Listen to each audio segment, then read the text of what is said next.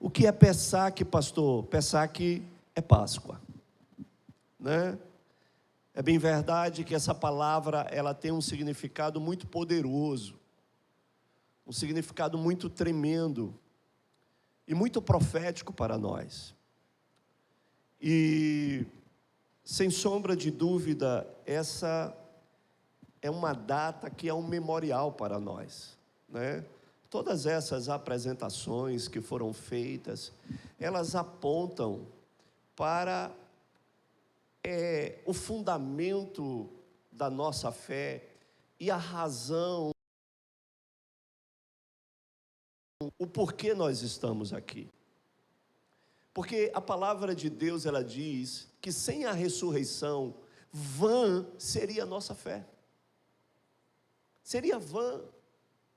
Porque a ressurreição, ela é um dos maiores marcos que mudam por completo a nossa expectativa de futuro. De saber que a morte, ela não foi suficiente. A morte, ela não é o ponto final. E de saber que o nosso Yeshua Hamashia, o nosso Nazareno, ele foi o primogênito daquele que venceu a morte. E hoje podemos celebrar isso com alegria, porque ele pôde declarar: onde está, ó morte, a tua vitória? Onde está, ó morte, o teu aguilhão? Amém? O primogênito de entre os mortos. Isso é muito poderoso, porque toda a obra de Jesus, ela trouxe um espelhamento para nós. E tudo aquilo que Jesus, ele conquistou, ele delegou toda essa conquista para mim e para você. Amém, irmãos? Isso é muito poderoso. O livro de Êxodo, capítulo 12, a partir do verso 1, nós vamos ler aqui uma parte. Ele diz o seguinte, ele diz: ora, o Senhor falou a Moisés e a Arão na terra do Egito, dizendo: este mês será para vós o princípio dos meses, este vos será o primeiro dos meses do ano. Falai a toda a congregação de Israel, dizendo: ao 10º dia desse mês, tomará cada um para si um cordeiro, segundo as casas dos pais, um cordeiro para cada família. Mas se a família for pequena demais para um cordeiro, toma-lo-á juntamente em sua casa, conforme o número de almas, conforme ao comer de cada um. Fareis a conta para o cordeiro. O cordeiro ou o cabrito será sem defeito, macho de 1 ano, o qual tomareis das ovelhas ou das cabras, e os guardareis até o 14º dia deste mês. E toda a assembleia da congregação de Israel o matará à tardinha. Tomarão do sangue e poloão em ambos os umbrais e na verga da porta, nas casas em que o comerem. E naquela noite comerão a carne assada ao fogo, com pães asmos, com ervas amargosas a comerão. Não comereis dele cru nem cozido em água, mas sim assado no fogo, a sua cabeça com as suas pernas e com a sua fressura. Nada dele deixareis até pela manhã, mas o que dele ficar até amanhã, queimá-lo-eis no fogo. Assim, pois, comereis os vossos lombos cingidos, os vossos sapatos nos pés, e o vosso cajado na mão, e comereis apressadamente. Esta é a Páscoa do Senhor. Amém? E é muito interessante, porque isso revelou um marco na história de um povo que estava vivendo um cativeiro de 430 anos. Você já imaginou uma escravidão de mais de 4 séculos? O povo sendo fustigado, amassando barro como escravo, fazendo tijolos, passando por uma humilhação, um escárnio terrível. 4 séculos, gerações e gerações sendo passadas e vivendo um opróbrio sem tamanho, até que o Senhor escutou o clamor desse povo e levanta um libertador, levanta para que se coloque em uma posição de livrar e de conduzir aquele povo de um cativeiro para uma terra deleitosa, uma terra da promessa, uma terra que eles não plantaram, que eles não semearam, mas eles iriam entrar na terra para colher o melhor daquilo que o Senhor tinha para dar. Isso foi algo muito poderoso. E depois de uma longa história, queridos, de muitas pragas sendo levantadas para sensibilizar o coração daquele faraó, a liberar aquele povo daquela escravidão, e nada de todas as pragas que foram levantadas foi suficiente para quebrar o coração daquele faraó. O Senhor culmina numa última praga, e uma praga que de fato iria ser devastadora sobre aquela nação. O povo do Egito, eles achavam que se de alguma forma os primogênitos da sua terra e do seu povo, eles morressem, toda a nação, ela seria comprometida, ela estaria entrando. E Deus resolveu tocar exatamente nesse ponto frágil do faraó e de todo o povo do Egito. E o Senhor estabeleceu para o povo essa primeira Páscoa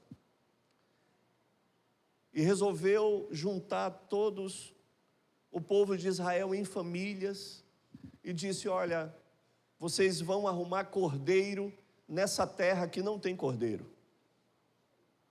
Isso é um grande enigma até hoje, porque você imagina mais de 2 milhões de pessoas, famílias muito numerosas, e se ter cordeiro o suficiente para fazer, que era escravo e que não tinha posse nenhuma. E olha, gente, de uma forma milagrosa, poderosa, Deus proveu esses cordeiros para todas aquelas famílias. E ninguém ficou de fora, nem os estrangeiros ficaram de fora. Por certo, foi um tempo de uma grande mobilização. E você imagina que durante aquela tarde culminante, não dá para se entender o cheiro de churrasco de cordeiro que permeou os céus do Egito. Você consegue imaginar isso? Aquilo foi algo que, por certo, levantou a curiosidade de todo o palácio de Faraó, porque a cidade inteira estava permeada de uma fumaça e de um cheiro, e talvez aquilo, o que é que está acontecendo? E o Senhor deu todas as instruções e pediu para que o sangue do cordeiro, ele pudesse ser passado, untado, ungido sobre os vargalhões e os umbrais da porta, porque em determinado horário, o espírito da mortandade, ele iria passar, e iria alcançar o primogênito de todas as famílias do Egito, inclusive os animais. Mas sobre aquelas casas, aos quais o sangue estivesse nos umbrais, amém? Isso faz menção, queridos, completamente a outra Páscoa que se estabeleceu em Jerusalém, onde o Senhor Jesus, de forma semelhante, ele junta os discípulos e disse: olha, vão lá, vocês vão achar um homem que tem um local e um espaço, e vocês vão dizer para ele que o mestre precisa desse espaço para celebrar a Páscoa. Todo um ritual que tem toda uma simbologia muito poderosa em cima disso. Um cordeiro sem defeito, um cordeiro de 1 ano, completamente perfeito, era aquele que era oferecido para ser sacrifício por cada família. Isso foi estabelecido naquele tempo. E quando esse espírito da morte estava por passar, trazendo esse juízo sobre o Egito, todo o povo de Israel foi poupado. O espírito da morte não tocou o povo separado e escolhido de Deus. E até hoje nós também vivenciamos essa mesma promessa da parte daquele que é o Cordeiro de Deus, que tirou o pecado do mundo e que anulou a necessidade de mais derramamento de sangue de animais, porque o seu sangue, ele foi suficiente para nos alcançar e fazer com que a morte fosse vencida também para cada um de nós, e ele pudesse abrir um portal de eternidade para todos nós. A nossa casa, há uma aliança que nos garante que a morte também não irá nos vencer. O Cordeiro de Deus. Toda essa simbologia, queridos, ela é espelhada no sacrifício de Jesus. Jesus, ele é o Cordeiro de Deus. Todo esse sacrifício de um cordeiro sem defeito, de um cordeiro perfeito, de um cordeiro que foi preparado para esse fim. Irmãos, olha aqui para mim. Por vezes nós falamos de missão e de propósito. Missão e propósito. Imagina que quando Deus estabelece a missão do Filho, a missão e o propósito do Filho era ser o Cordeiro Pascal que pudesse nos redimir da morte e do inferno. A sua missão foi morrer. Você já imaginou se,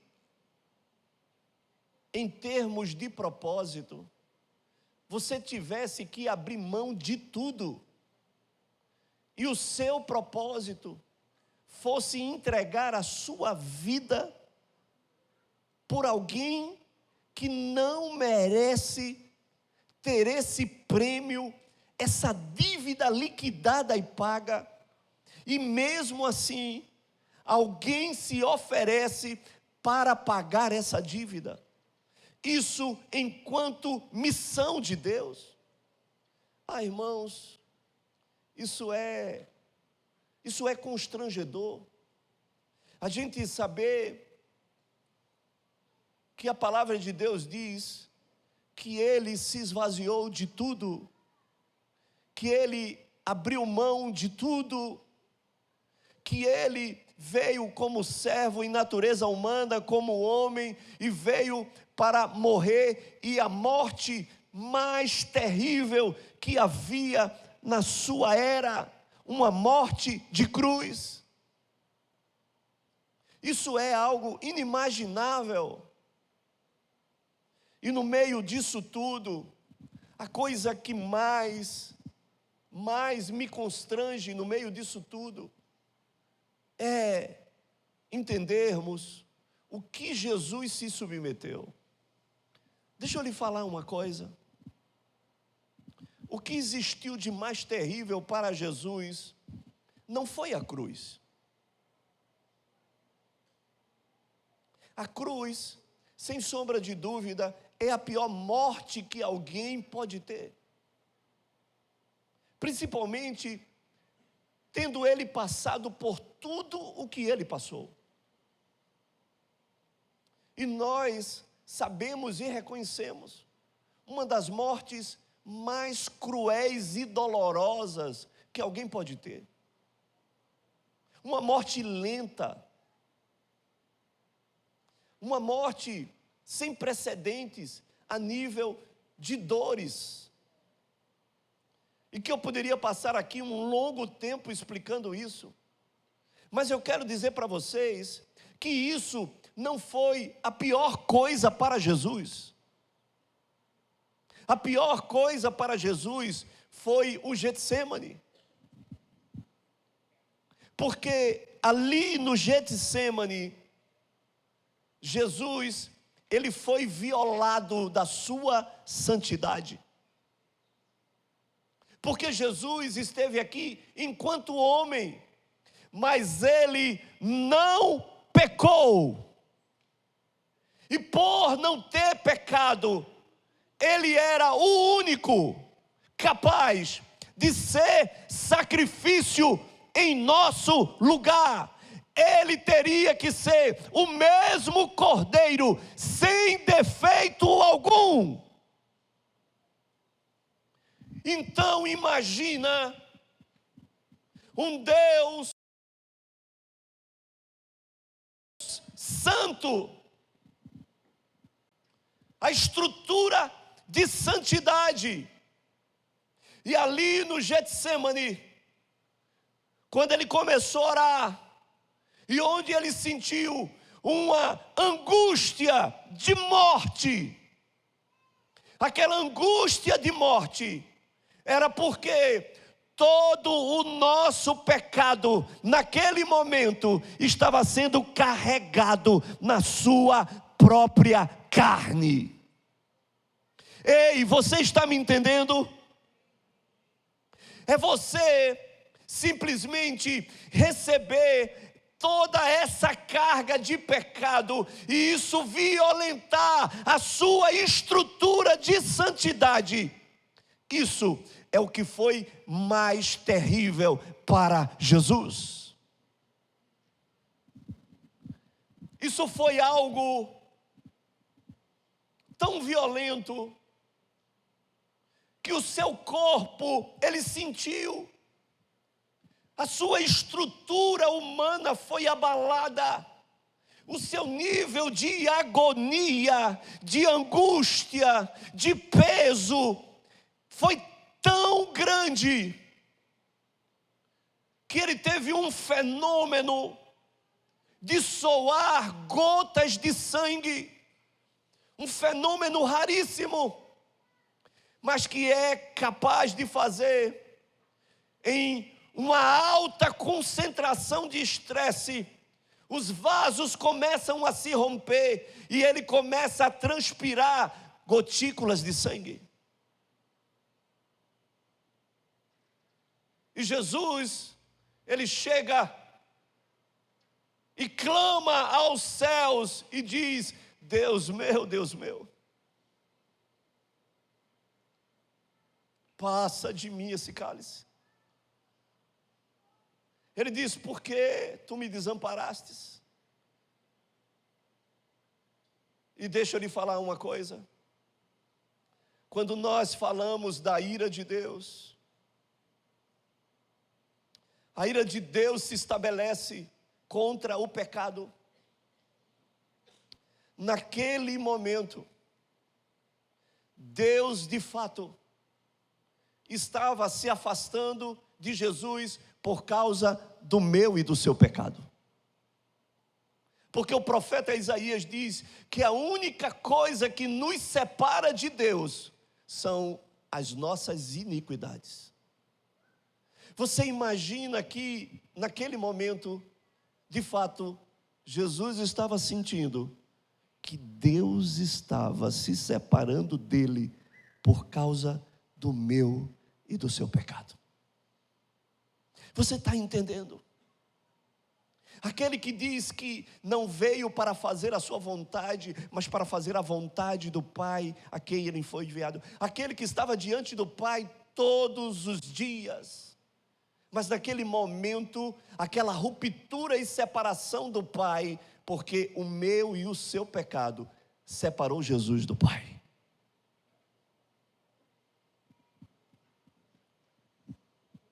E o salário do pecado é a morte. O livro de Romanos diz: aquele que não poupou ao seu próprio filho. Sabe o que é que isso quer dizer? Isso quer dizer que Deus não poupou o seu filho. Não mataram Jesus. Foi Deus que matou Jesus. Ele entregou Jesus. Os homens executaram aquilo ao qual Deus não poupou pelo meu e pelo seu pecado. Vocês estão entendendo isso?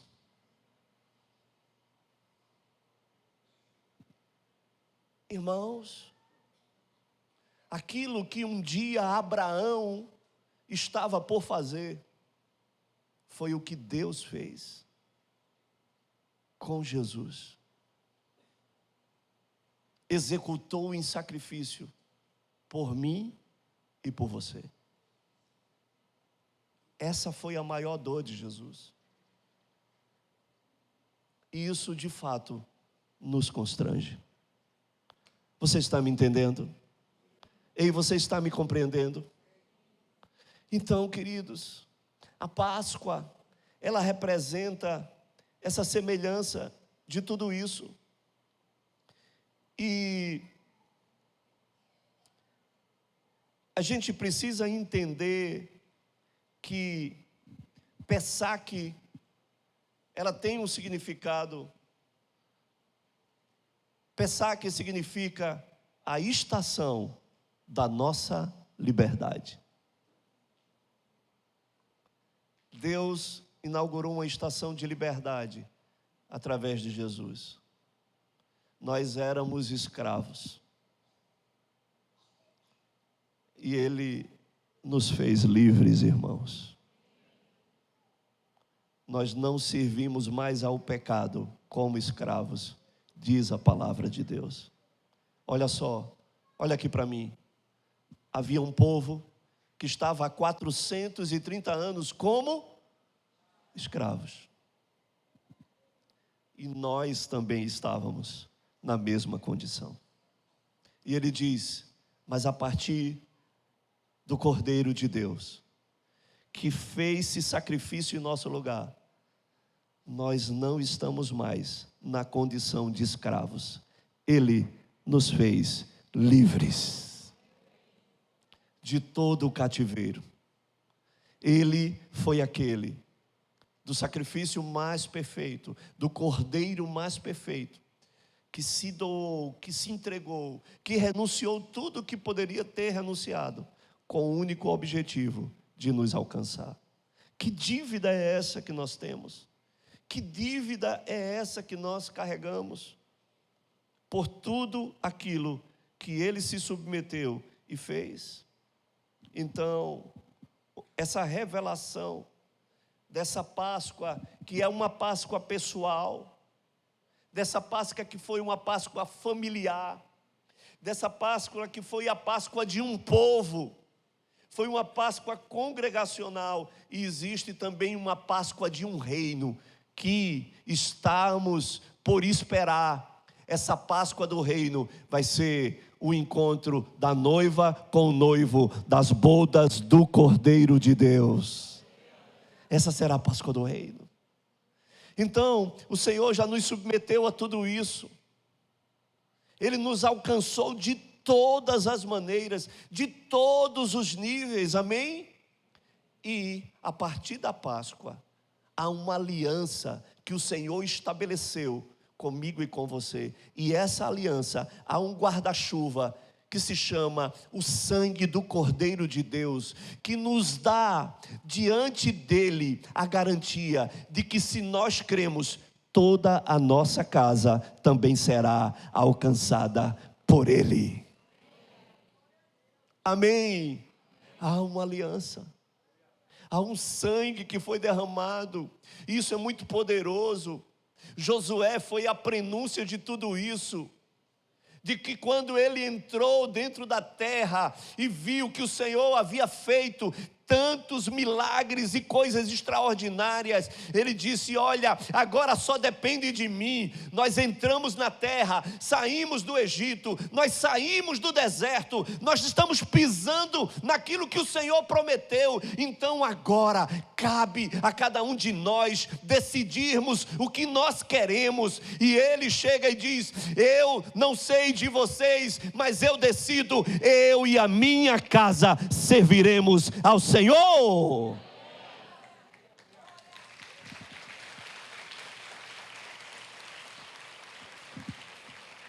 Porque aquele sangue, ele cobriu casas, ele cobriu famílias.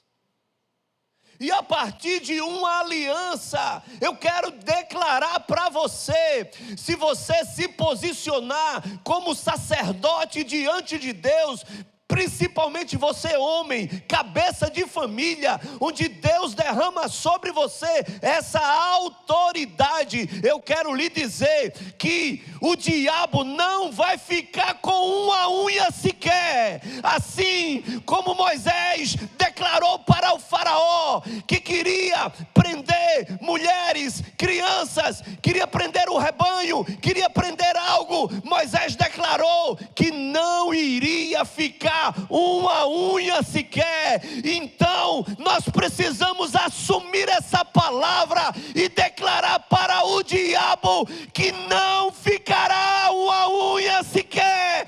Toda a nossa casa, toda a nossa família, ela será alcançada, porque o sangue do Cordeiro nos respalda.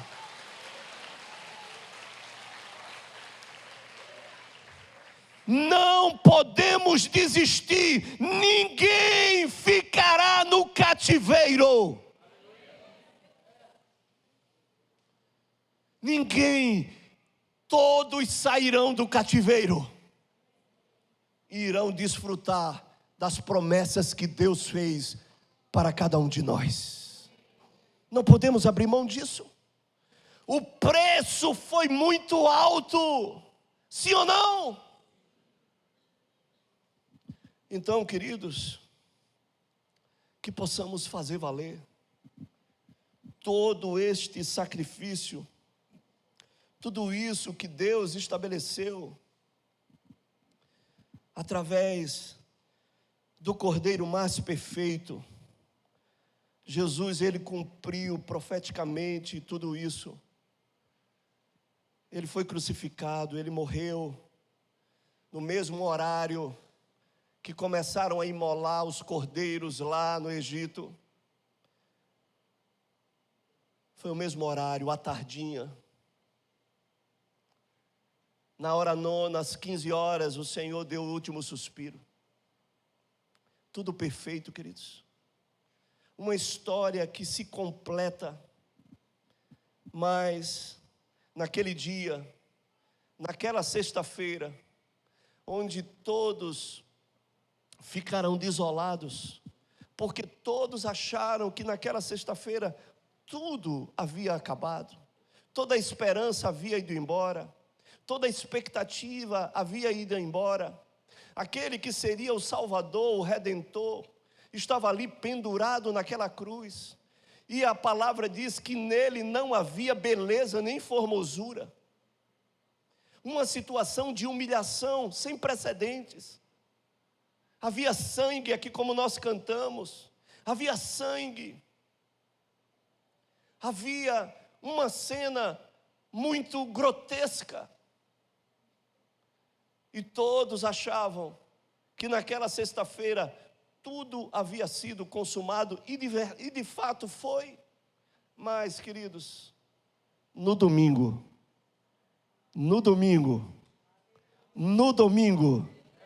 tudo mudou.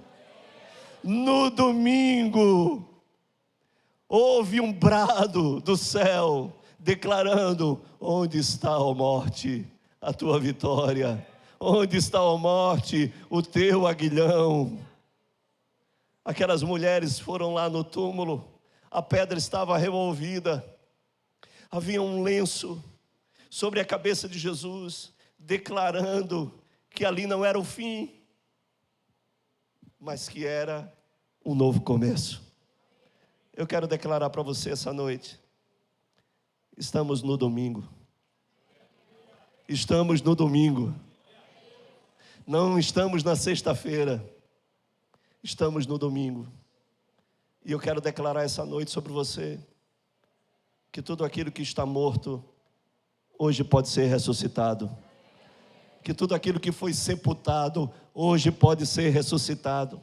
Os teus sonhos, os teus projetos, aquilo que o Senhor colocou diante de você, que se perdeu no meio do caminho, aquilo que foi amortecido, aquilo que foi enfraquecido, aquilo que foi esquecido, aquilo que foi simplesmente sucumbido pela fé, pela incredulidade, pelo medo, pela dor, pelas perdas. Mas eu quero dizer essa noite: hoje é domingo de ressurreição.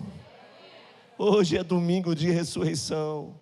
Hoje tudo pode mudar, porque o Espírito da ressurreição, ele permanece no nosso meio.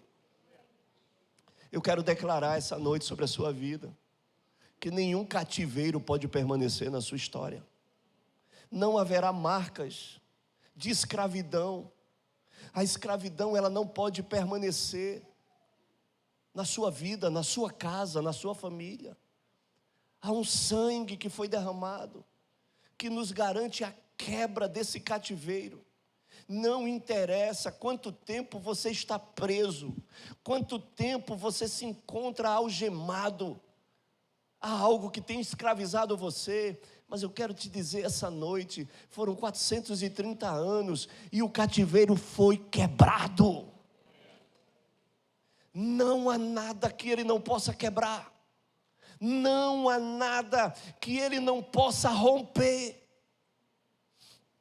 Então essa noite, eu quero que você possa romper no seu coração e declarar que Deus está inaugurando um tempo novo. Deus quer estrear uma nova estação na sua vida, na sua história, na sua casa, na sua família. Deus quer ressuscitar os teus sonhos. E que você se apegue a isso e creia nisso. Tudo mudou, irmãos, depois da ressurreição. Homens mudaram. A morte mais não abalavam aqueles homens. Sabe por quê? Antes, eles traíram, eles negaram, eles duvidaram, eles tiveram medo de ser presos, eles tiveram medo de serem mortos.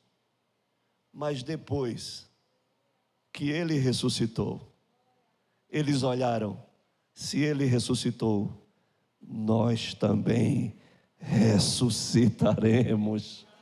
O que é a morte? O que é a morte? A morte hoje não nos assombra.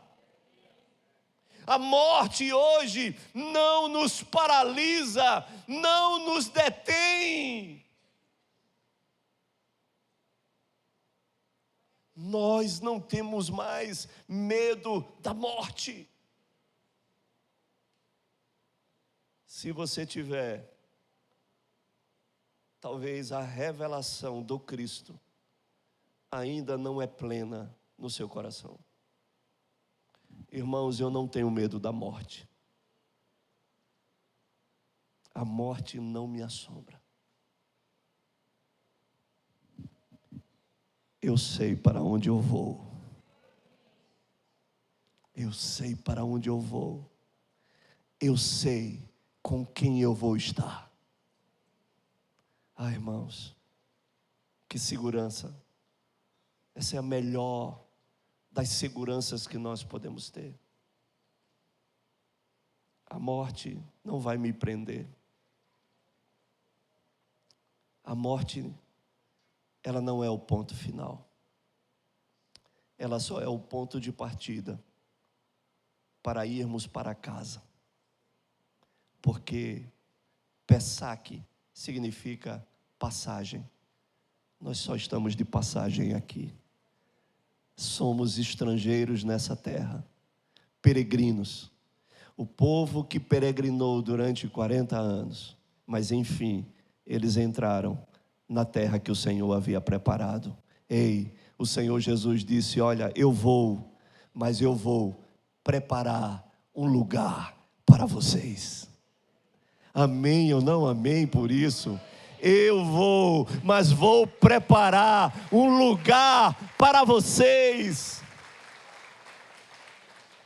Ah, irmãos, isso é demais. Isso é demais. Então, precisamos estar prontos para aquilo que há de vir. Mas a morte não nos assombra mais. Vale a pena. Vale a pena. Vai valer a pena. Vai valer a pena. Renunciarmos tudo. Vai valer a pena entregarmos tudo. Vai valer a pena nos gastarmos e nos deixar ser gastados por Ele para o cumprimento do seu plano e do seu propósito. Eu quero gastar todos os meus dias para Ele. Eu quero gastar tudo que há em mim, toda a minha força, todo o meu vigor, toda a minha vitalidade, todos os meus dons e os meus talentos para Ele, porque o que Ele preparou para mim não é nada que se corrompe, que a traça, que o ferrugem corrói, é algo que é eterno. Então, um dia eu me colocarei diante dele e eu quero ter o prazer de ouvir: vinde, bendito do meu Pai. Entra, porque eu já te conheço. Amém, irmãos? Porque Ele já me conhece. Porque todos os dias eu estou na sua presença. Eu não serei um estranho para Ele. Amém, irmãos?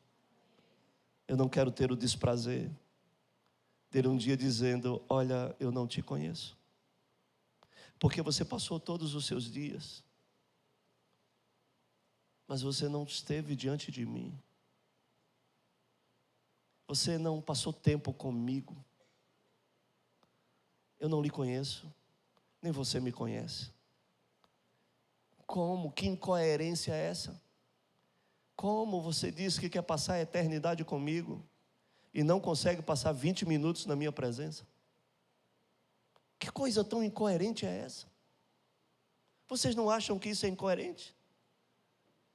Ah, você quer o céu e a eternidade, para viver a eternidade toda com Ele, mas aqui você não consegue passar meia hora na sua presença? Você não consegue gastar do seu tempo com Ele? Você não consegue primiciar do seu tempo, da sua vida para Ele? Você não o conhece. Você não sabe quem Ele é. Ah, meu irmão, e saiba que essa será aquilo que nos aproximará ou nos separará da sua presença. Vamos ficar de pé.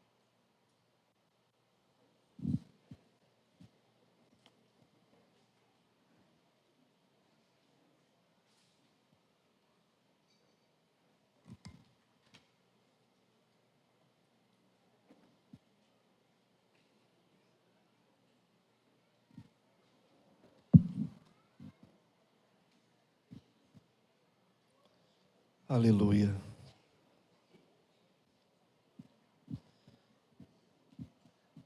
Essa noite, assim como aquele dia mudou a história de um povo e de uma nação,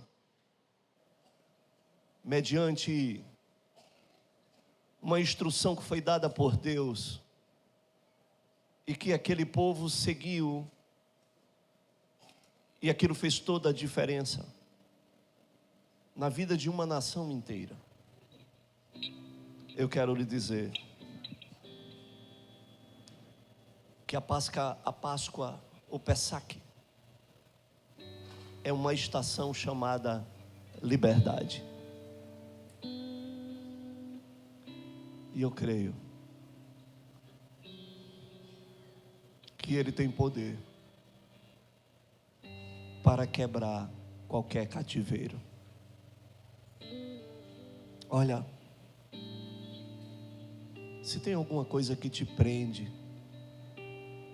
que você se sente preso, que você não queria estar fazendo e você continua fazendo, eu quero te dizer essa noite, isso pode mudar na sua vida. Isso pode mudar. Ele pode tirar você desse lugar onde você é subjugado, porque você não consegue fazer, porque o escravo, ele não tem vontade, ele não tem domínio, porque ele é escravo. Mas hoje há uma estação chamada liberdade, que pode ser inaugurada hoje na sua vida. E eu quero orar por você. Eu quero que esse tempo seja um tempo de quebrantamento, um tempo de reconhecimento na nossa vida, naquilo que nós precisamos de uma intervenção de Deus. Olha, esse espírito de mortandade, esse espírito que nos amarra, que nos aprisiona a tantas coisas, hoje ele pode passar direto na sua vida, porque quando ele passar, ele vai ver que existe uma marca do sangue sobre você. Então,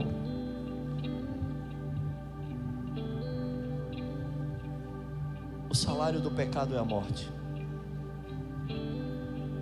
Por isso Jesus morreu, porque Ele pagou uma dívida que era minha. Ele pagou o escrito de dívida, mas Ele teve que morrer. Ele teve que se separar de Deus e receber a ira de Deus.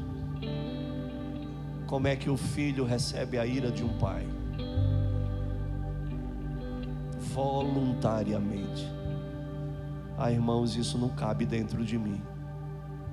Que amor é esse? E é por isso que ele diz que ele amou de tal maneira.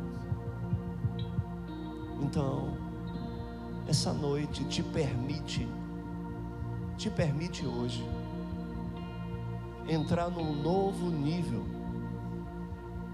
Deixa o Espírito da ressurreição te alcançar essa noite e trazer a estação da liberdade. Eu quero orar.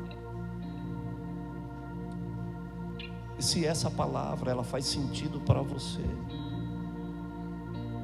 enquanto estivermos orando, venha aqui à frente,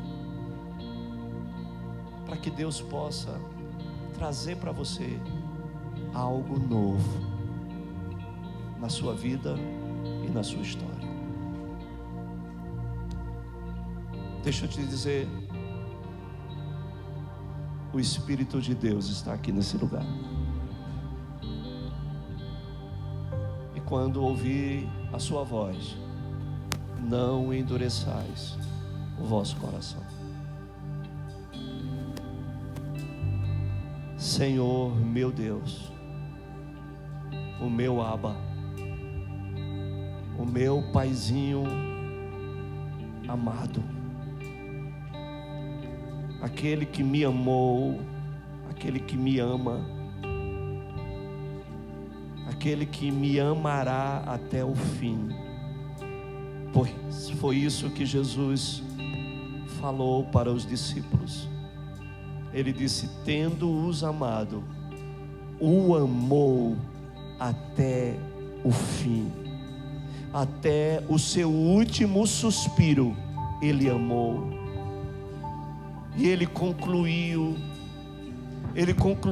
declarando e dizendo ao Pai: Pai, perdoa-lhes, porque eles não sabem o que estão fazendo.